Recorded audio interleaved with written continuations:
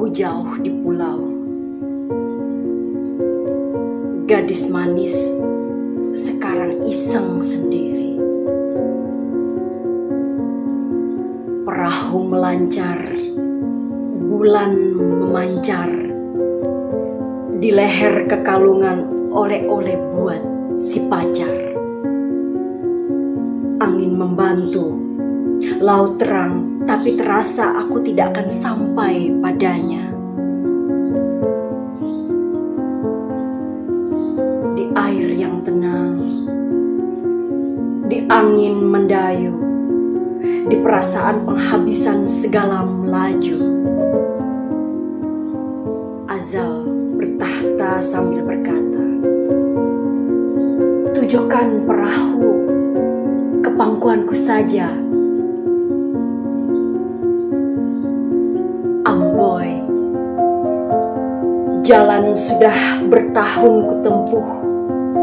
Perahu yang bersama kan merapuh. Mengapa Azal memanggil dulu sebelum sempat berpeluk dengan cintaku? Manisku jauh di pulau. Kalau ku mati, dia mati iseng sendiri. Cintaku jauh di pulau. Karya siapa lagi kalau bukan karya penyair legendaris Indonesia, Chairil Anwar. Terima kasih dan apresiasiku untukmu, Hudan Nur.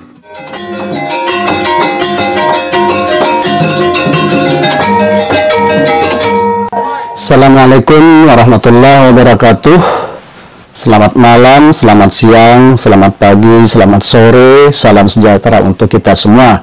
Saya doakan semoga Anda semua senantiasa dalam keadaan sehat walafiat, tidak kekurangan suatu apapun. Sahabat sekalian, senang sekali bisa menjumpai Anda kembali dalam kesempatan ini melalui kanal YouTube Jamate Suryanata.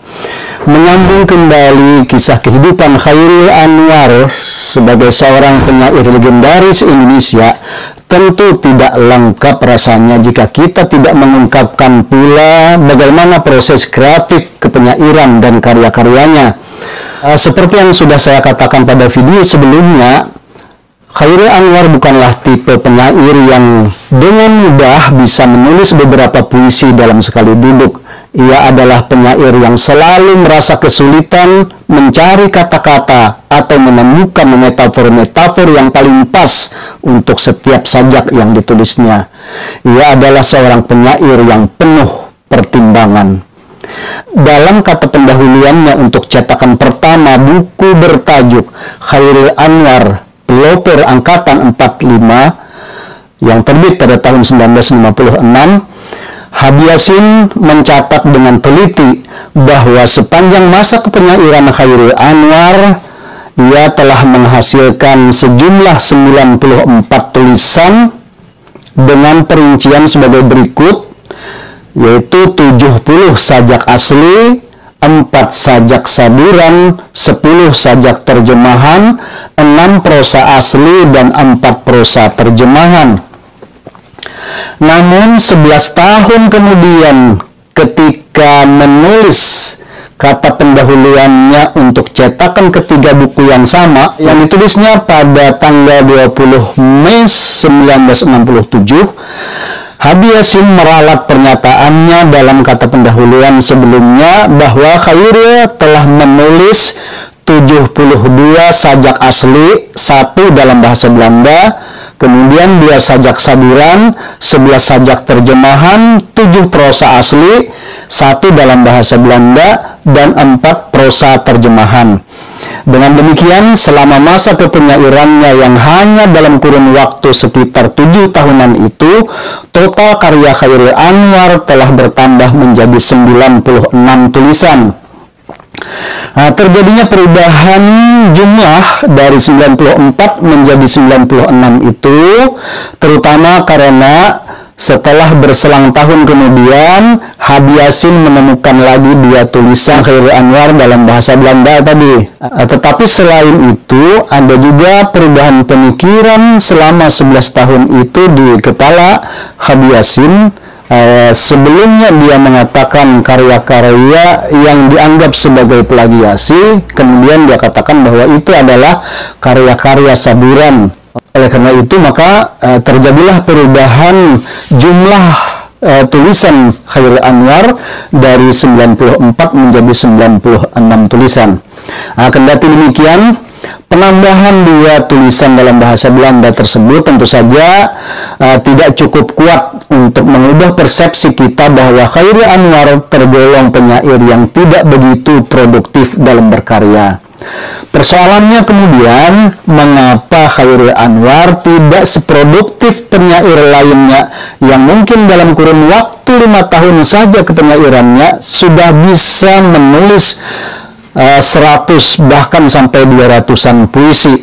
Nah, saya kira dalam hal ini persoalannya sudah jelas, bahkan sudah saya singgung sekilas dalam video sebelumnya. Sebab, sebagaimana akan kita lihat nanti, Chairil adalah seorang penyair perfeksionis yang tidak pernah merasa puas dengan diksi-diksi dan metafor-metafor yang sudah digunakan dalam sajak-sajaknya. Berdasarkan sejumlah literatur yang ada, terutama dari keterangan Habib Yasin sendiri, karya Chairil yang pertama kali dipublikasikan, minimal yang masih tersimpan, adalah sajak bertajuk Nisan. Ditulisnya pada Oktober 1942. Sebuah puisi alit hanya terdiri dari 4 larik dengan gaya bahasa yang masih sederhana. Untuk lebih jelasnya, berikut saya bacakan seutuhnya. Nisan. Bukan kematian benar menusuk kalbu. Keridaanmu menerima segala tiba. Tak ku tahu setinggi itu atas debu. Dan duka Maha Tuhan bertahta. Nah, hanya seperti itu sajak Nisan yang pertama kali dipublikasikan oleh Chairil Anwar dan dimuat dalam beberapa buku karya Chairil Anwar itu sebagai karya yang pertama. Nah, kalau kita tilik dari bobot literatur sastranya, puisi ini sebenarnya belum bisa dikatakan berhasil. Ya, katakanlah masih dangkal.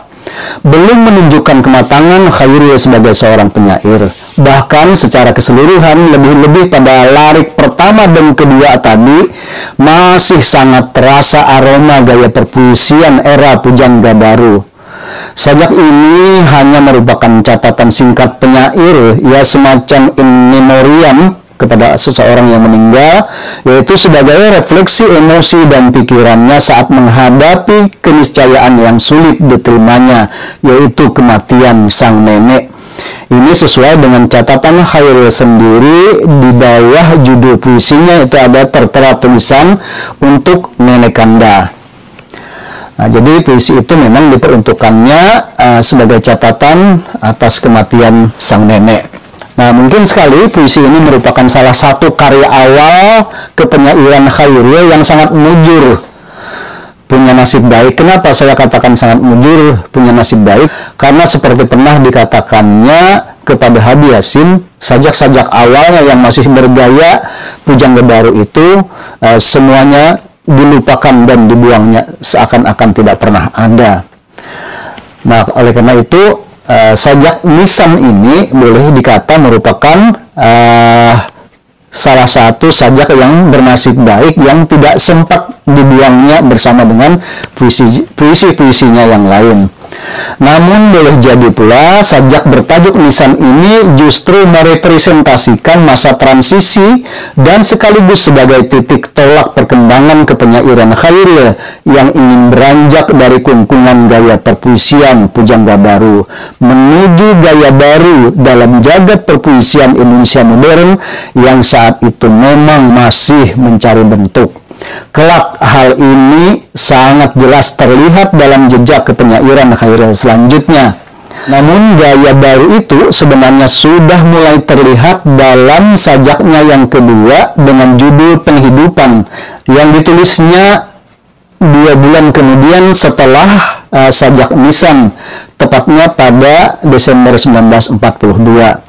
Dalam puisi ini, beberapa diksi yang digunakan Khairil sudah mulai menjauh dari tradisi perpuisian para penyair pujangga baru yang dikenal penuh romantisme alam dengan diksi-diksi dan ungkapan-ungkapan yang terasa mendayu-dayu.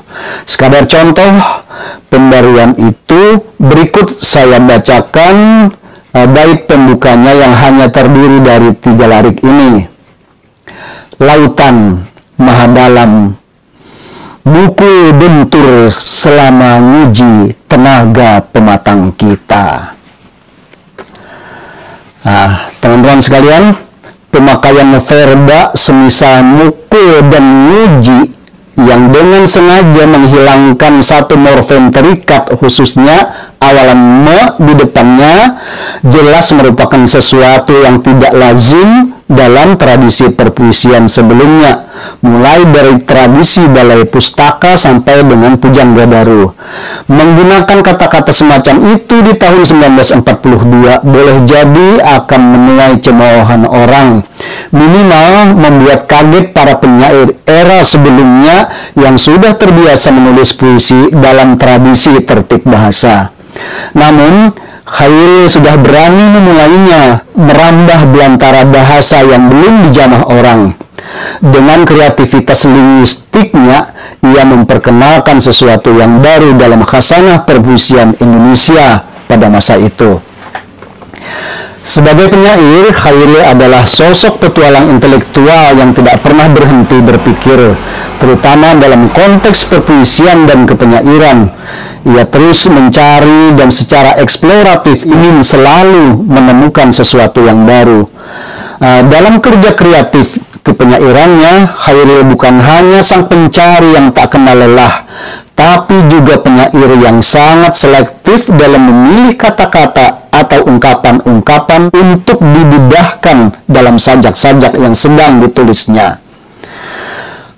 Persis seperti yang terungkap dalam salah satu suratnya kepada Habib Yasin dalam bentuk kartu pos bertanggal 8 Maret 1944. Khairil menulis begini, prosaku, puisiku juga, dalamnya tiap kata akan kugali korek sedalamnya, hingga ke Kenwood, ke Kendall. Nah, teman-teman sekalian, itulah kerja kreatif Khairil Anwar sebagai penyair yang kemudian menjadikannya memang menjadi penyair besar Indonesia. Kemudian meminjam mitologi Yunani, meskipun memang tidak sama persis, hidup Khairil serupa Sisyphus yang dikutuk dewa harus mendorong seonggok batu besar ke puncak bukit.